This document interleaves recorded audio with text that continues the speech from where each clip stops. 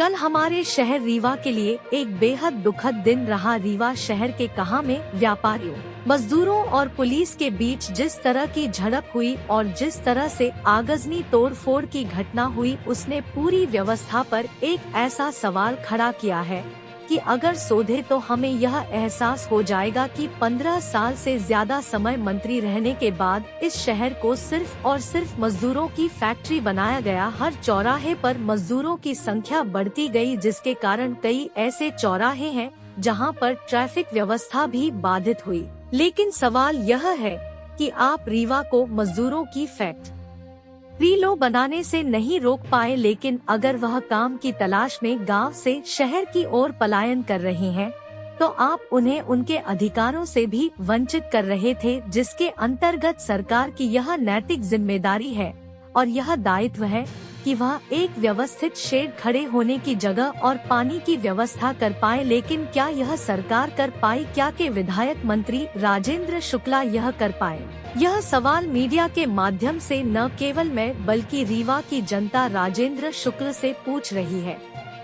मेरा सीधा सा आप मंत्री राजेंद्र शुक्ला से है और इस पत्रकार वार्ता के माध्यम से और जनता के माध्यम से यह सवाल है कि आखिर 18 सालों में इस तानाशाह सरकार को एक बार भी यह नहीं लगा कि मजदूरों को कहीं खड़े होने की जगह दे दी जाए। और अब कल रीवा के प्रशासन ने एक पत्र जारी करके कह दिया कि अब यह मजदूर रेलवे ओवरब्रिज के नीचे खड़े हो। मजदूर कितना मजबूर हो गया है। कल की घटना के बाद आप सोचिए, शहर का नागरिक भी डरा हुआ है और जिस तरह से आगजनी की घटना हुई, पुलिस ने लाठी चार्ज किया। हम इसके पीछे जिम्मेदार कौन है? तो सिर्फ और सिर्फ जिम्मेदारी है सरकार है, यहाँ के विधायक है। इतने साल मंत्री रहे और उन्होंने एक बार यह नहीं सोचा कि हर चौराहे पर खड़े होने वाले यह मजदूर और उनके लिए क्या कोई व्यवस्था न कर दी जाए।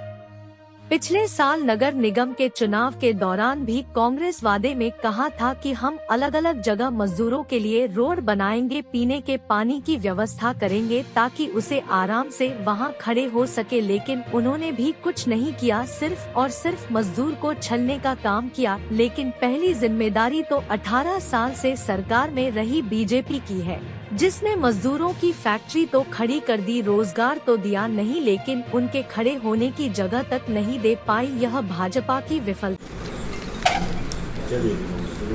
जय हिंद सभी पत्रकार साथियों को मेरा नमस्कार। मैं रीवा विधानसभा का प्रत्याशी इंजीनियर दीपक सिंह पटेल। आज एक गंभीर मुद्दे पर प्रेस वार्ता बुलाई गई है और आप लोगों ने अपना मूल्य समय दिया, उसके लिए मैं सादर धन्यवाद और सबका आभार व्यक्त करना चाहता हूं। हमारे बीच में हमारे ब्लॉक अध्यक्ष रजनीश सोधिया जी हैं, हमारे यूथ विंग के उपाध्यक्ष शुभम सिंह बघेल जी हैं, हमारे पार्टी के नेता और कर्मठ साथी सीएम गुप्ता जी हमारे बीच में हैं। प्रेस वार्ता का मेन जो कल हमारे शहर में रीवा के लिए एक बेहद दुखद दिन रहा। रीवा शहर के ढेकहा में व्यापारियों, मजदूरों और पुलिस के बीच जिस तरह की झड़प हुई और जिस तरह से आगजनी तोड़फोड़ की घटना हुई, उसने पूरी व्यवस्था पर एक ऐसा सवाल खड़ा किया है कि अगर हम सोचें तो हमें यह एहसास हो जाएगा कि 15 साल से ज़्यादा समय मंत्री रहने के बाद इस शहर को सिर्फ और सिर्फ मजदूरों की फैक्ट्री बनाया गया। हर चौराहे पर मजदूरों की संख्या बढ़ती गई, जिसके कारण कई ऐसे चौराहे हैं जहां पर ट्रैफिक व्यवस्था भी बाधित हुई। लेकिन सवाल यह है कि आप रीवा को मजदूरों की फैक्ट्री तो बनाने से नहीं रोक पाए, लेकिन अगर वह काम की तलाश में गांव से शहर की ओर पलायन कर रहे हैं तो आप उन्हें उनके अधिकारों से भी वंचित कर रहे थे, जिसके अंतर्गत सरकार की यह नैतिक जिम्मेदारी है और यह दायित्व है कि वह एक व्यवस्थित सेट खड़े होने की जगह पानी की व्यवस्था कर पाएँ। लेकिन क्या यह सरकार कर पाई? क्या रीवा के विधायक मंत्री राजेंद्र शुक्ल जी यह कर पाए? यह सवाल मीडिया के माध्यम से न केवल मैं बल्कि रीवा की जनता भी पूछना चाहती है। मेरा सीधा सा सवाल मंत्री जी राजेंद्र शुक्ला जी से है और आपके पत्रकार वार्ता के माध्यम से और जनता के माध्यम से यह सवाल है कि आखिर 18 सालों में इस तानाशाह सरकार को एक बार भी यह नहीं लगा कि मज़दूरों को कहीं खड़े होने की भी जगह दे दी जाए। और अब कल रीवा प्रशासन ने एक पत्र जारी करके कहा कि अब यह मज़दूर रेलवे ओवरब्रिज के नीचे खड़े होंगे। मज़दूर कितना मजबूर हो गया है यदि आप उस पर विचार करें कि कल की घटना के बाद आप सोचिए कि शहर का नागरिक भी डरा हुआ है।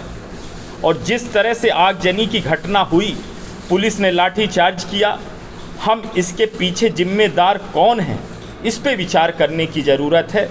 इसमें तो सिर्फ़ और सिर्फ यदि कोई जिम्मेदार है तो मुझे ऐसा लगता है और यहाँ की जनता और आवाम को लगता है कि यहाँ की जो सरकार 18 साल से चल रही है उन्हीं का दोष है कि उन्होंने इस तरह की कोई व्यवस्था नहीं बनाई कि उनके लिए खड़े और पानी पीने की व्यवस्था कहीं पे की जा सके। इतने साल यहाँ विधायक रहे, 20 साल से विधायक, 15 साल से मंत्री, उन्होंने एक बार भी ये नहीं सोचा कि हर चौराहे पर खड़े होने वाला मज़दूर और उनके लिए कोई किसी तरह की व्यवस्था की जाए। चाहे आप समान तिराहा ले लें, चाहे आप ये चौरसिया धर्म कांटा के पहले की वो ले लें, चाहे आप अस्पताल चौराहा ले लें, चाहे आप ढेकहा तिराहा ले लें, कहीं पर भी ऐसी व्यवस्था नहीं की गई। कांग्रेस नगर निगम चुनाव से लड़ने से पहले अपना मैनिफेस्टो जारी किया। कांग्रेस ने ये वादा किया श्रमिकों से कि जिस दिन हमारी शहर में सरकार बनेगी हम आपको सेट बना के देंगे, आपके उठने बैठने की व्यवस्था करेंगे और उसमें पेयजल की व्यवस्था करेंगे। पर कांग्रेस की भी बात पूरी तरह से खोखली निकल गई और आज तक मज़दूर श्रमिक जाएं तो जाएं कहाँ, ये सवाल प्रश्न कल की बात से उठता है। सिर्फ और यहाँ पे उन्होंने कुछ भी नहीं किया, सिर्फ और सिर्फ मज़दूर को छलने का काम किया है, चाहे कांग्रेस हो चाहे भाजपा। पहली जिम्मेदारी तो 18 साल से जो सरकार पर हैं बीजेपी, जिसने मज़दूरों की फैक्ट्री तो खड़ी करके रोज़गार तो दिया ही नहीं, लेकिन उनके खड़े होने तक की जगह वो लोग निर्मित नहीं कर पाए, खड़े होने तक की जगह दे नहीं पाए। ये भाजपा की विफलता को दर्शाता है। इस सरकार ने व्यापारियों की दुर्दशा कर दी है, व्यापारियों को भी परेशान होना पड़ रहा है, साथ में पुलिस के साथ मारपीट, मज़दूरों को पीटा जा रहा है। और जो जिम्मेदार सरकार के जिम्मेदार लोग हैं आज वो मौन हैं। आज यहाँ की जनता पूछना चाहती कि आप मौन क्यों हैं, कब आप जवाब देंगे, कब जनता के पास जाकर आप माफ़ी मांगेंगे कि आपकी 15 साल मंत्रालय कार्यकाल में रीवा के अंदर जो गरीब वर्ग है, गरीब तबका है, उसके लिए आपने कभी सोचा ही नहीं। उद्योगों की तो बात छोड़ दीजिए, उनको एक घरौदे की बात छोड़ दीजिए, उनके खड़े रहने तक के लिए भाजपा के लोगों ने सेट का निर्माण नहीं करवा पाया। वहीं पे अपना कार्यालय 5 स्टार से भी अच्छा बना लिया। तो ये सरकार जो भाजपा की सरकार चल रही है और कांग्रेस की शहर सरकार, ये पूरी तरह से श्रमिकों और व्यापारियों की सरकार नहीं है। और ये सोचनीय विषय है कि अब रेलवे ओवरब्रिज के नीचे जिस तरह प्रशासन ने अचानक सरकार के दबाव में आकर निर्णय लिया है, ये सवाल या प्रश्न खड़ा होता है कि श्रमिक रेलवे ओवरब्रिज के नीचे यदि खड़े होंगे तो यहाँ शहर का रतहरा का आदमी यदि श्रमिक को किसी ठेकेदारी में लगाना चाहता है तो उसे रेलवे ओवरब्रिज जाना पड़ेगा। कोई व्यवस्था नहीं है और ये सरकार पूरी तरह से मौन है। आप लोगों का इस संदर्भ में कोई प्रश्न हो तो आप पूछ सकते हैं। मज़दूरों की फैक्ट्री का मतलब है बेरोजगारी का आलम।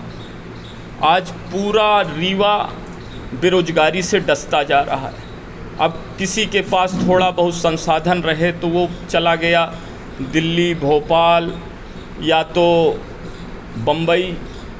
आज यहाँ हर घर में बेरोजगार है। 48,000 का कर्जा हर एक बच्चे जो जन्म लेता है मध्य प्रदेश के अंदर इस सरकार में हो गया है। और एक फैक्ट्री आई थी जेपी किसी ज़माने में, उसके बाद सोलर पावर प्लांट भाजपा ने कहा कि एशिया का सबसे बड़ा प्लांट हमने लगवा दिया है। उनके खुद के विधायक स्थानीय कहते हैं कि यहाँ रोजगार की व्यवस्था नहीं। रोते रहे दिन भर। शिवराज सिंह चौहान जी आए बीच में, मंत्री जी क्या कहते हैं, केंद्र के मंत्री महाराष्ट्र के कौन से हैं, नागपुर के, वो आए, गडकरी जी, है ना। तो सब जगह रोते ही रह गए कि रोज़गार की यहाँ कोई व्यवस्था नहीं की गई, स्थानीय लोगों को कोई रोज़गार दिया ही नहीं गया। इसलिए ये मज़दूरों की फैक्ट्री जो मैं कहना चाह रहा हूँ, इसलिए कह रहा हूँ कि जो बेरोज़गारी का आलम है, उस तरह से रीवा आज मज़दूरों की फैक्ट्री बन गई है। और इसमें ये भी बताता हूँ, यदि 500,000 लोग खड़े रहते हैं, उसके बावजूद उसमें हज़ारों लोगों को उस दिन रोज़गार नहीं मिलता। कुछ लोग निराश घर पर लौट जाते हैं, कुछ लोग भूखे पेट भी सो रहे हैं, और इस पे सरकार कोई ध्यान नहीं दे रही है।